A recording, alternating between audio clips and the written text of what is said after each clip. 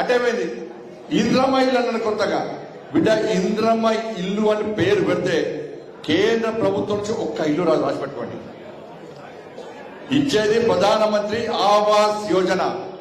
నరేంద్ర మోడీ గారి ప్రభుత్వం ప్రధానమంత్రి ఆవాస్ యోజన కింద తెలంగాణ రాష్ట్రానికి ఇల్లు ఇవ్వడానికి సిద్ధంగా ఉంది. మీరు ప్రధానమంత్రి ఆవాస్ యోజన పక్కకు పెట్టి ఇంద్రమ్మ ఇళ్ల పేరుతో మళ్ళా గ్యాంబ్లింగ్ చేసే ప్రయత్నం చేస్తే ఒక్క ఇల్లు కూడా కేంద్ర ప్రభుత్వం ఇవ్వదు. రేషన్ కార్డుల మీద నరేంద్ర మోడీ గారి ఫోటోలు ఇచ్చేది, రేషన్ ఇచ్చేది కేంద్ర ప్రభుత్వం, మీకు బియ్యం ఇచ్చేది కేంద్ర ప్రభుత్వం, ఒక్క పప్పులు ఉప్పులు ఇచ్చేది కేంద్ర ప్రభుత్వం. ఇప్పుడు రేషన్ కార్డులు ఇవ్వమంటే రేషన్ కార్డుల మీద ముఖ్యమంత్రి గారు ఫోటో పెడతారు, కాంగ్రెస్ పార్టీ ఇంద్రమ్మ ఫోటో పెడతారు. ఎవరు జాగిరి ఇచ్చేది నరేంద్ర మోడీ గారు, ఫోటోలు మాత్రం వీళ్ళు పెట్టుకుంటారు. రేషన్ కార్డుల మీద నరేంద్ర మోడీ గారి ఫోటోలు లేకుంటే మీకు రేషన్ కూడా రాసి పెట్టుకోరు.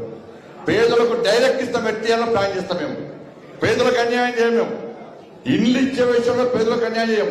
ఎట్లా పేదలకు డైరెక్ట్ ఇల్లు ఇవ్వాలో దాని విషయంలో ఆలోచిస్తే మీ ప్రభుత్వం బర్బాద్ అయితే విషయాన్ని గుర్తుంచుకోవాలి. రేషన్ కార్డుల విషయంలో, ప్రధానమంత్రి ఆవాస్ యోజన విషయంలో పేదలకు ఇల్లు ఇచ్చే బాధ్యత మాది, పేదలకు రేషన్ ఇచ్చే బాధ్యత మాది. కానీ పేర్లు మార్చి ఫోటోలు మార్చి మీ పథకాలుగా చిత్రీకరించే ప్రయత్నం చేస్తే కేంద్ర ప్రభుత్వం ఊరుకోదన్న విషయాన్ని గుర్తుంచుకోవాలి.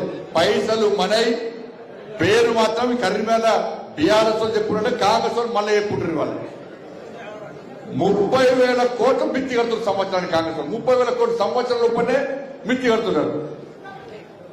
ఇప్పటికే దాదాపు అప్పులు చేసి పొట్టు అప్పులు చేస్తున్నారు. ఇవాళ కేసీఆర్ 6 లక్షల కోట్లు అప్పు చేసిందంటే బీఆర్ఎస్ సంవత్సరం లోపల అప్పు చేస్తున్నారు. మీరు 3 సంవత్సరాల లోపలనే 5 లక్షల కోట్లు అప్పు చేస్తున్నారు.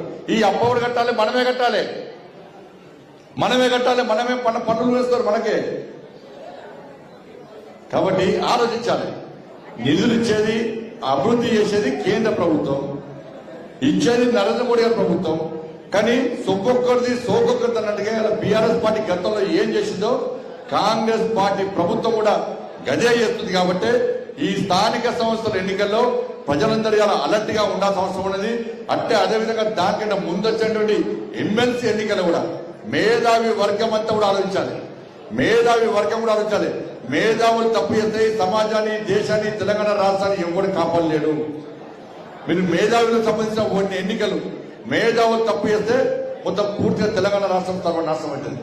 కాబట్టి మంచి ఆలోచనతో భారతీయ జనతా పార్టీ గెలిపించండి, ప్రశ్నించే వ్యక్తిని గెలిపించండి, నిలదీసే వ్యక్తిని గెలిపించండి.